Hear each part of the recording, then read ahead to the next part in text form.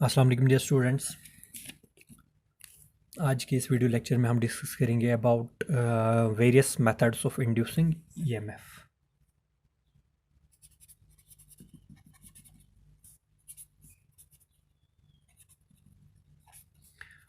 Methods of inducing EMF. पिछले lecture में हमने पढ़े फैराडेज लॉज। तो फैराडेज फर्स्ट लॉ यही कहता है कि ईएमएफ इंड्यूस करने के लिए कंडीशन क्या है, फाई को चेंज करना है। टू इंड्यूस ईएमएफ फाई को क्या करना है, चेंज। अब देखना है फाई कितने बातों में डिपेंड करता है। तो फाई की डेफिनेशन हमने पढ़ी है, phi is B A cos theta, B A cos theta. तो फाई को चेंज करने के कितने तरीके हैं, तीन, बी ए एंड थीटा। तो बताओ induce methods of induced EMF कितने होंगे, तीन। बाय चेंजिंग बी, पहला पहला मेथड है बाय चेंजिंग मैग्नेटिक फील्ड। दूसरा है बाय चेंजिंग एरिया, यानी कि आपके पास एक वायर लूप है, जब आप बार मैग्नेट को इसके नज़दीक मोशन करवा रहे हो, यानी कि इसकी तरफ ले रहे हो इससे दूर, तो आप एक्चुअली क्या कर रहे हो, आप मैग्नेटिक फील्ड को चेंज कर रहे हो। तो मैग्नेटिक फील्ड चेंज करने से इसमें फाई चेंज हो जाएगा, तो ईएमएफ इंड्यूस होगा, वी नो दिस। अब अगर एक वायर लूप को हमने मैग्नेटिक फील्ड में रखा सच दैट इसका एरिया विद टाइम डिक्रीज हो रहा है या इंक्रीज हो रहा है, यानी कि एरिया चेंज हो रहा है, तो तब भी उसमें ईएमएफ इंड्यूस होगा। तीसरा जो है that is by changing angle between plane of coil या नॉर्मल टू कॉइल, बिटवीन ऐसे ही लिखते हैं, normal to coil and magnetic field. ये मैंने मैग्नेटिक फ्लक्स में बताया है, जो एंगल थीटा होता है यहाँ पे B A cos theta, this is angle between normal to the coil या area vector and magnetic field. वो भी अगर हम चेंज करेंगे, तो उसमें भी ईएमएफ इंड्यूस होगा उस कॉइल में या उस लूप में। तो ये प्रिंसिपल यूज होता है जनरेटर में, this principle is used in generator. अब एक और मेथड है जिसमें एक्चुअली हम एरिया ही चेंज कर रहे हैं लूप में, that is called as motional EMF.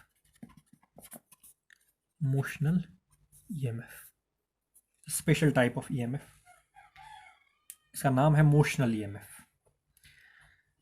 तो इसको हम कैसे समझेंगे, मान लो हमारे पास एक रीजन ऑफ मैग्नेटिक फील्ड है क्रॉस्ड,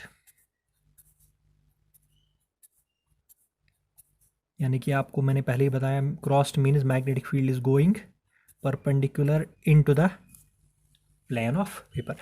इसमें एक वायर लूप है, उसको हमने बाहर निकाला, ये वायर लूप है, इसको बाहर निकाला। वायर लूप का नाम है suppose P Q R S. Suppose कितना बाहर निकाला, ये इतना बाहर है मैग्नेटिक फील्ड से, इतना बाहर।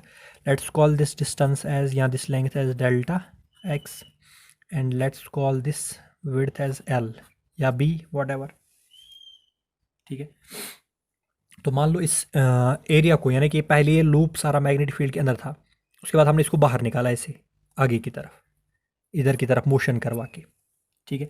तो कितना लूप की कितनी लेंथ बाहर निकल गई, डेल्टा एक्स। लूप का कितना ये एरिया बाहर निकलेगा, यानी कि ये जो पोर्शन है, ये जो बाहर निकला मैग्नेटिक फील्ड से, क्रॉस से बाहर निकला, तो इसका एरिया कितना है, that is L D x, because area is length into breadth.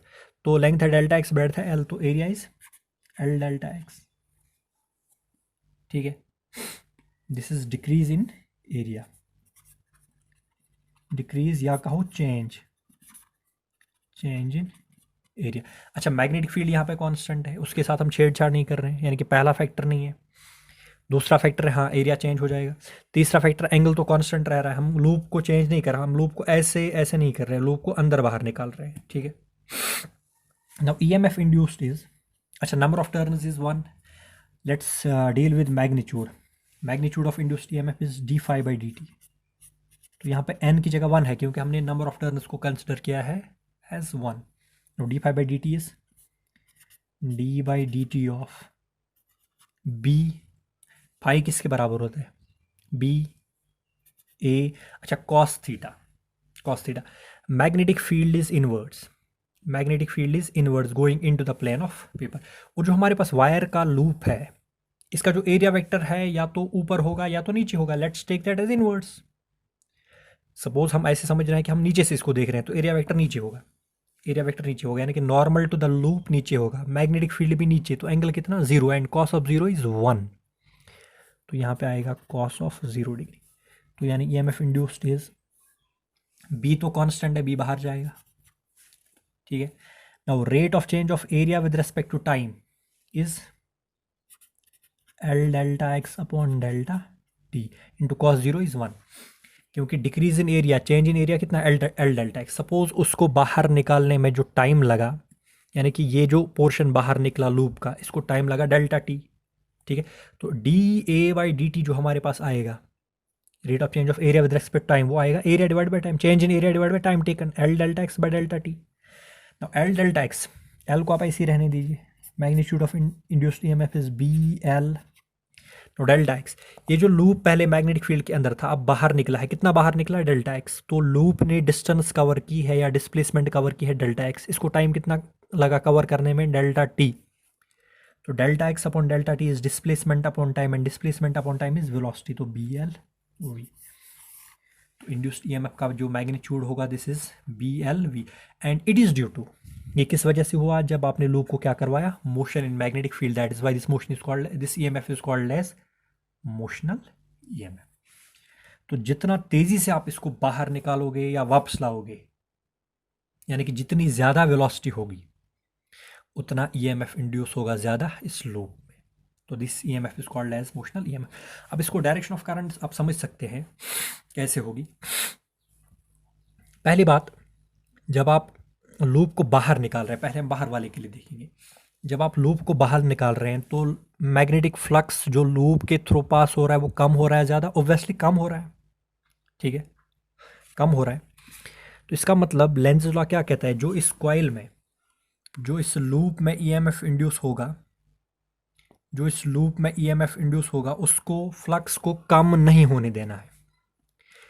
Flux नीचे है, ओरिजिनल मैग्नेटिक फील्ड का फ्लक्स नीचे है, इस उसको कम नहीं होने देना है। इसका मतलब इंड्यूस्ड करंट का फ्लक्स भी नीचे ही होना चाहिए। इंड्यूस्ड करंट का फ्लक्स तभी नीचे होगा जब करंट की डायरेक्शन ऐसे होगी, ऐसे, थंब कहाँ नीचे, यानी कि जब ऐसे होगी, P to S, S to R, ऐसे, this will be the direction of induced current. और जब आप इस लूप को वापस ला रहे होंगे मैग्नेटिक फील्ड में, तो फ्लक्स बढ़ जाएगा। उस केस में इंड्यूस्ड करंट की डायरेक्शन ऐसे होनी चाहिए, क्लॉकवाइज, ताकि उसका फ्लक्स ऊपर हो, अपोज करे। तो you can find the direction of induced current as per Lenz's law. So these are various methods of producing induced EMF. अगर induced current I है और लूप की जो रेजिस्टेंस है वो कैपिटल R है या स्मॉल r, जो भी होगा, तो आपको पता है करंट इज EMF या पोटेंशियल डिफरेंस अपॉन रेजिस्टेंस। तो I बराबर होगा BLV upon R. So this is formula for induced current and this is formula for induced EMF. So these are various methods of producing induced EMF. इसके बाद एक property है, that property is called as, yeah, that phenomenon is called as self induction.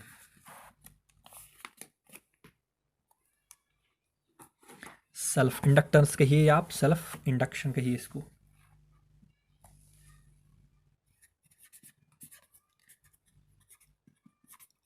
Self induction, चलो हम self induction ही पढ़ते हैं। ठीक है। अगर आपके पास एक कॉइल है, सपोज ये कॉइल है, इसमें बहुत सारे नंबर ऑफ टर्न्स है, और इसके साथ आपने एक बैटरी लगाई और यहाँ पे एक रिहोस्टैट लगाया, यानी कि करंट का जो मैग्नीट्यूड है वो हम चेंज कर सकते हैं। ठीक है। मान लो कहीं पे की लगी है, जैसे ही आप उसको ऑन कर रहे हो, इस की को, स्विच को जब आप ऑन कर रहे हो, तो इस इंडक्टर के, इस सॉरी कॉइल के थ्रू क्या फ्लो होगी, करंट। ठीक है। अगर वो करंट कांस्टेंट हो, we call that as steady direct current. अगर वो करंट वेरिएबल हो, we call that as variable direct current. ये हमने पढ़ा है चैप्टर 2 में, स्टार्टिंग में, करंट इलेक्ट्रिसिटी की स्टार्टिंग में। तो इस कॉइल की एक प्रॉपर्टी है, वो प्रॉपर्टी क्या है कि अगर इसके थ्रू अगर इसके थ्रू जो करंट फ्लो हो रही है वो चेंज हो जाए, यानी कि एक कॉइल में जो करंट फ्लो हो रही है वो अगर किसी वजह से चेंज हो जाए, उस करंट को अगर हम चेंज करेंगे तो इस कॉइल के पास एक प्रॉपर्टी है कि ये अपने अंदर इंड्यूस करता है EMF which opposes the change in current. ठीक है, तो EMF is induced in a coil when changing current flows through it। तो कॉइल की एक प्रॉपर्टी है कि उसमें इंड्यूस होगा ईएमएफ अगर उसके थ्रू कैसी करंट फ्लो हो रही है, changing current, this is important. अगर उसके थ्रू कांस्टेंट करंट फ्लो हो रही है, कांस्टेंट 2 एम्पियर हमेशा के लिए 2 एम्पियर, तो उसमें कोई ईएमएफ इंड्यूस नहीं होगा। तो एक कॉइल के पास एक प्रॉपर्टी है कि उसमें इंड्यूस होता है ईएमएफ जब उसमें चेंजिंग करंट फ्लो होती है, and it opposes the changing current. जो ईएमएफ इंड्यूस होगा वो चेंजिंग करंट को क्या करता है, अपोज। तो this property is called as self, this phenomenon is called as self induction, and this property is called as self inductance। self inductance फिर से मैं बता रहा हूँ, self inductance is a property of a coil due to which an EMF is induced in a coil when changing current flows through it and it opposes, यानी कि EMF induced EMF opposes the changing current। Suppose current flow हो रही है wire में I, इस coil में current flow हो रही है I, तो इसके थ्रू फ्लक्स भी पास हो रहा होगा क्योंकि जो करंट आई फ्लो होगी वो हमने पढ़ा है सॉलिनॉइड में, इसमें मैग्नेटिक फील्ड प्रोड्यूस होगा। तो फ्लक्स जो लिंक हो रहा है इस कॉइल के साथ दैट इज फाई, तो आपको ये जानना चाहिए कि phi is directly proportional to I. यानी कि जो करंट है, करंट अगर ज़्यादा होगी तो मैग्नेटिक फील्ड ज़्यादा होगा, मैग्नेटिक फील्ड ज़्यादा होगा तो फ्लक्स लिंकड ज़्यादा होगा, तो phi is directly proportional to I. हम लिख सकते हैं इसको as phi is equal to constant of proportionality L, phi is equal to L I, where this L is called as coefficient of self induction। L is called as coefficient of self induction। तो आप कह सकते हैं अगर I को आप 1 ampere कर दो, यूनिटी कर दो, तो फाई किसके बराबर होगा, L के बराबर। यानी कि कोफिशिएंट ऑफ सेल्फ इंडक्शन बराबर होता है मैग्नेटिक फ्लक्स के, जब कॉइल के थ्रू कितनी करंट फ्लो हो रही हो, यूनिट एम्पियर की। अब EMF इंड्यूस्ड किसके बराबर है, EMF induced is EMF induced is d phi upon dt। Let's take magnitude. This is magnitude d phi by dt, which is equal to d by dt of, मतलब हम phi की जगह क्या लिख सकते हैं, li। अच्छा अभी आपने बताया l कांस्टेंट है, बाहर जाएगा, l di by dt। तो magnitude of EMF induced is equal to coefficient of self induction l multiplied by rate of change of current with respect to time. ठीक है, तो जितना rate of change of current with respect to time ज़्यादा होगा इस coil में तो EMF induce ज़्यादा होगा। अच्छा अगर I कांस्टेंट है, I अगर कांस्टेंट है तो इसकी डिफरेंशिएशन क्या होगी, जीरो, तो EMF इंड्यूस्ड क्या होगा, जीरो। तो कोई भी EMF इंड्यूस्ड नहीं होगा कॉइल में अगर उस कॉइल के थ्रू कितनी करंट फ्लो हो रही है, कांस्टेंट, वो तो हमने पहले ही बताया। जो कोफिशिएंट ऑफ सेल्फ इंडक्शन है इसका SI यूनिट होता है, it's SI unit is Henry, Henry को हम डिनोट करते हैं कैपिटल HC। ठीक है, तो उसका आप डायमेंशनल फार्मूला खुद ही लिखोगे, यहाँ से आपको L का डायमेंशनल फार्मूला निकालना है, या यहाँ से फ्लक्स का डायमेंशनल फार्मूला मैंने लिखवाया है, मैग्नेटिक फ्लक्स का शायद हमने पिछले लेक्चर में लिखा था, अगर नहीं तो उसको आप निकाल भी सकते हो B.A से, उसको डिवाइड करना है करंट से, आपको मिल जाएगा मैग्नेटिक ये dimensional formula of L। This is very important, कभी आता है, पूछा जाता है 1 नंबर का। तो this is EMF induced during self induction। अब अगर सपोज कोई आपसे पूछे, एक कॉइल है मेरे पास, उसकी इंडक्टेंस 1 हेनरी है, यानी कि 1 हेनरी है, L इज 1, तो वो कैसे होगा, अगर suppose if rate of change of current with respect to time is, यानी कि di by dt है 1 एम्पियर पर सेकेंड, यानी कि कॉइल में करंट बढ़ रही है या कम हो रही है, किस रेट पे, 1 एम्पियर पर सेकेंड पे, 1 एम्पियर पर सेकेंड पे। तो उस सिचुएशन में इंड्यूस्ड ईएमएफ किसके बराबर होगा, एल के बराबर, ये तो 1 हो गया। तो कोफिशिएंट ऑफ, आप ऐसे भी कह सकते हैं, कोफिशिएंट ऑफ सेल्फ इंडक्शन बराबर होता है इंड्यूस्ड ईएमएफ की, अगर rate of change of current with respect to time coil में कितना हो, 1 एम्पियर पर सेकेंड। अब अगर एल को भी 1 कर दिया या ईएमएफ इंड्यूस्ड को कर दिया 1 volt, if EMF induced is 1 volt, यानी कि ईएमएफ इंड्यूस्ड इज 1 वोल्ट, यानी कि करंट चेंज होगी 1 एम्पियर पर सेकंड के रेट पे, और ईएमएफ इंड्यूस्ड हो गया 1 वोल्ट, तो एल किसके बराबर होगा, 1, यानी कि कॉइल की इंडक्टेंस 1 हेनरी होगी जब उसमें 1 वोल्ट का ईएमएफ इंड्यूस होगा due to changing current at the rate of 1 ampere per second. तो this phenomenon is called as self induction और self inductance, this is property of one coil. दूसरा जो induction है that is called as mutual induction, another important property, this is mutual induction या mutual inductance।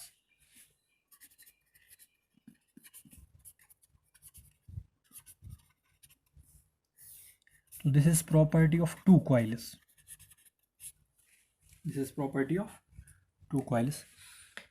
ये मान लो एक coil है हमारे पास, इसके साथ गैल्वानोमीटर लगाया हमने, और इसके नियर बाय, इसके नज़दीक हमने दूसरी कॉइल ले ली, एक दूसरी कॉइल है, उसके साथ बैटरी लगाई, और ये रियोस्टेट जिससे चेंजिंग करंट होगी। तो इस कॉइल में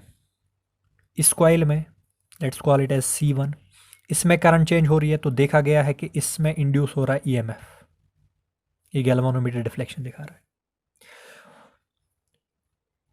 यानी कि जो नेबरिंग कॉइल है, इस कॉइल के नज़दीक जो कॉइल रखी हुई है उसमें करंट फ्लो हो रही है, ईएमएफ इंड्यूस हो रहा है, जो कि इसके फ्लक्स को क्या कर रहा है, अपोज, यानी कि इसकी करंट को क्या कर रहा है, अपोज। यानी कि अगर कॉइल C1 में करंट बढ़ रही है तो इसमें जो करंट इंड्यूस होगी वो इसके करंट बढ़ने को क्या करेगा, अपोज। ठीक है, अगर इस कॉइल C1 में करंट कम हो रही है तो इसमें ईएमएफ इंड्यूस होगा, इसमें करंट चलेगी जो इसकी करंट को कम नहीं होने देगा। तो mutual inductance is property of two coil. तो इसमें क्या हो रहा है, EMF is induced in a coil due to changing current in nearby coil.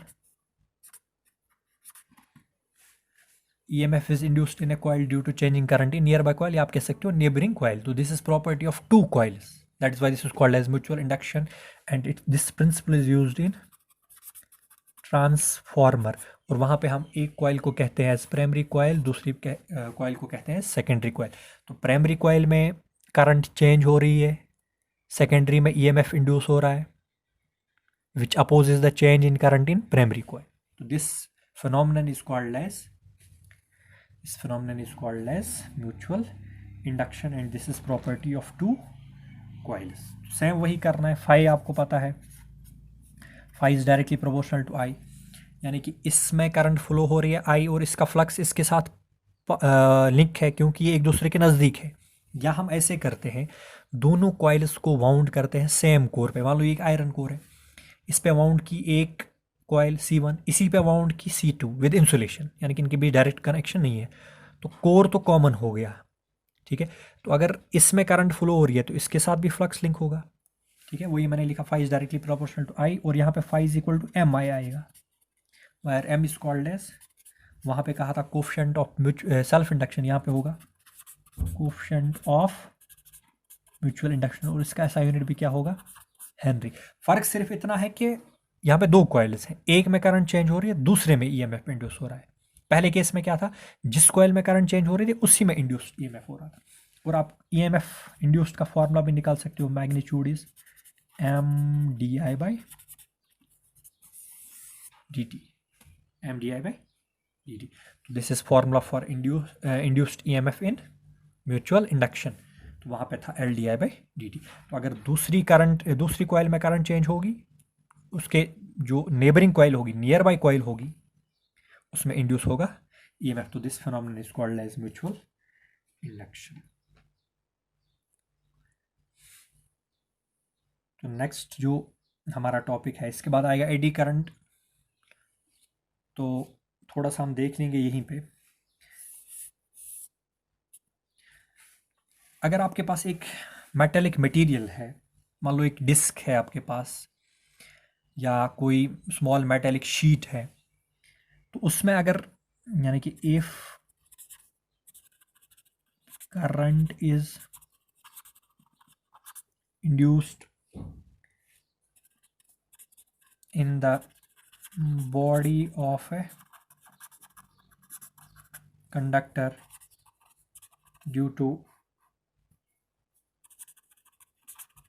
changing magnetic flux, यानी कि अगर करंट इंड्यूस हो रही है बॉडी ऑफ कंडक्टर में due to changing magnetic flux, those currents का नाम होता है as eddy currents. Those currents are called as eddy currents. This were discovered by Foucault. आप इसको देख सकते हो। मान लो हमारे पास ये एक कॉइल है,